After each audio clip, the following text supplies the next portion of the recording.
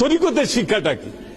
তরিকতের শিক্ষা হচ্ছে যে শিক্ষার মাধ্যমে একজন আবেদ ব্যক্তিকে হুজুরি কালবের সঙ্গে নামাজ আদায় করার শিক্ষা দেওয়া হয়, তাহাকেই তরিকতের শিক্ষা বলা হয়।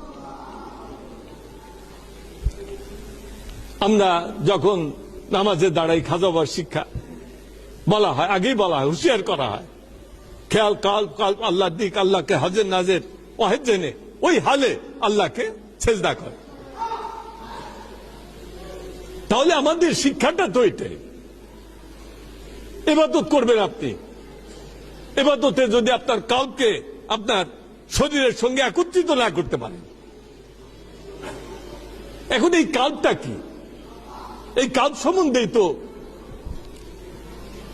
যারা তরিকতের ভিতরে দাখিল না, তরিকা গ্রহণ করে নাই, তারা তো এই কাল সম্বন্ধে জানে না। কাল জিনিসটা কি এটাই তো জানে না। এত একটা গুরুত্বপূর্ণ বিষয় যে কাল না জানলে নামাজই হবে না, যে কালকে না চিনলে কোন ইবাদতই আল্লাহর দরবারে কবুল হবে না। সেই কাল আপনি চিনলেন না, তাহলে আপনি কি করে এই ফায়দাগুলো হাসিল করবেন?